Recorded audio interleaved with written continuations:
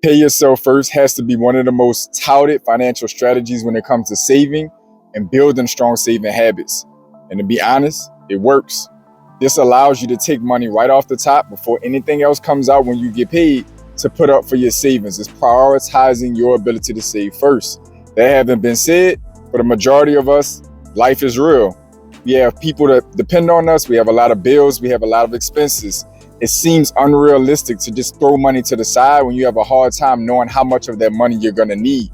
That having been said, I want to give you a strategy and a breakdown on how to do this more effectively. And I also want to give you a little nugget of a feature that Chase Bank offers and some other institutions may offer as well that you can use to help make this strategy I'm giving you more effective.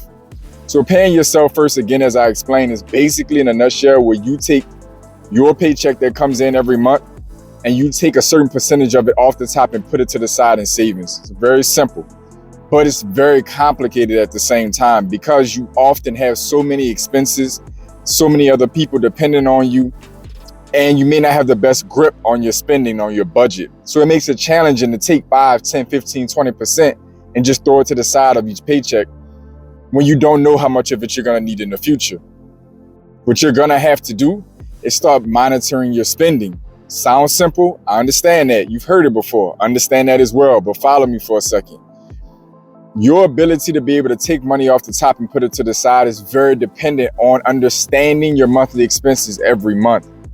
And you're gonna have to do what many people are tired of hearing or many people are uncomfortable doing, which is itemize your spending. You're going to have to review your actual spending and you need to focus on your mandatory expenses, okay? You need to worry about your mandatory expenses, and I'm going to explain why in a second. Your mandatory expenses being, your mortgage, your housing, your transportation, your food, utilities, anything that is a bare necessity function to your life or the life of the ones you're caring for or you're supporting. You have to focus on those expenses first. When you do that, you itemize those up and you know how much of it is going out every single month. From that point in time, you need to compare it to your income. It's going to be a little uncomfortable for some of you, but the idea is that you're going to have some excess from your income to your expenses. And with that being the case, this is typically where you're going to derive that savings from. This is where you're going to pay yourself off the top. You're going to be able to say, okay, I make $4,000 a month in take home and I have $3,500 in expenses. So you're working out where you can take that $500 and put it up. That's the goal, or at least some percentage of that $500, just as an example. Now, why do you want to focus on your mandatory expenses? The reason you want to focus on that is because once you find out exactly what you need to actually function every month, then from that point, you can set aside a certain percentage of that as savings. That will force you to budget in those areas that are excess spending that don't have to happen every month. You might be spending too much on lunch. You might be spending too much on this, that, and the third. You know that once you itemize what's mandatory and then segregate the excess expenses that you've been throwing at things that aren't really that fruitful for you. It doesn't mean that you don't need to have some discretionary spending to go out or disposable income to go out and do some things that you might want to do or enjoy a nice meal. It's not to say that. What I am saying is that you can now control how much of that is put into motion because you're now segregating, you're saving some portion of that money that you have excess, that disposable income you're now segregating. So what you may leave after that, let's just say stick to the same example of the $4,000 in income, $3,500 in expenses, you got $500 left. You may decide I'm gonna put $250 up no matter what when I get paid. Now you have $250 left to play with. However you decide to play with those numbers is up to you. The faster you want to get to your savings goals, it's up to you. But the moral of the story is now you're automatically budgeting. I'm only leaving myself $250 for, disposable income or, non-essential items or spending.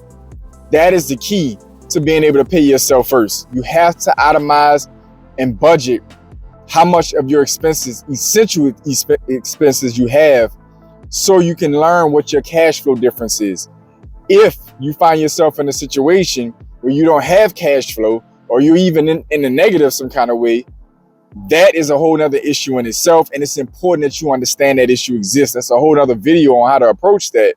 But if you find yourself in that situation, very important that you understand, okay, this is what my issue is. I don't even have enough coming in, or I'm spending 100% of my income. Now, assuming for those of you who do have excess in your income, what feature is it that Chase Bank offers that allows you to maximize this feature set, or this strategy rather? Chase Bank offers a spending summary tool built into your online platform and your mobile app.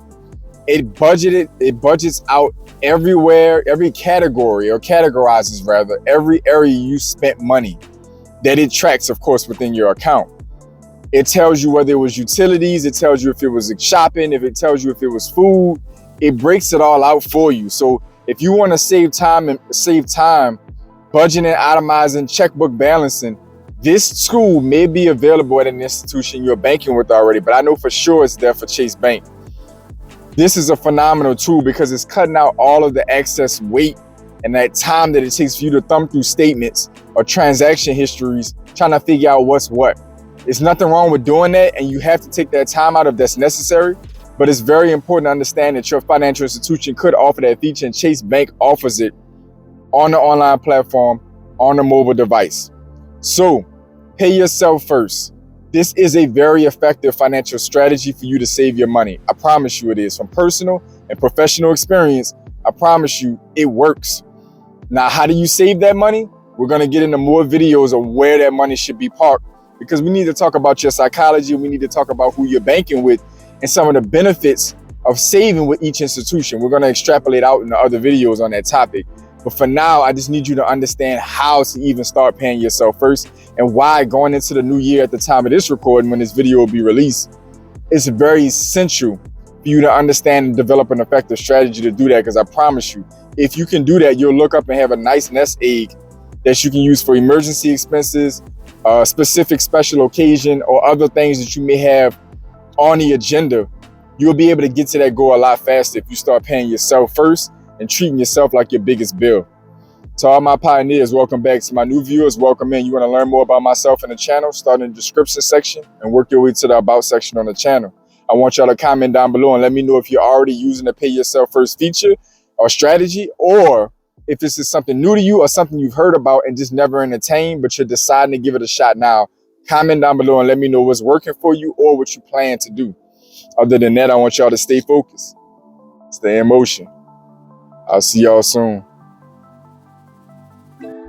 This is JP from Blueprint for Prosperity Network, a channel dedicated to helping you increase your net worth through relationship banking, maximizing your borrowing capacity, the proper use of life insurance, and the ownership of real estate. Like the video, subscribe to the channel. I'm uploading content on a daily basis to help you customize your blueprint for prosperity.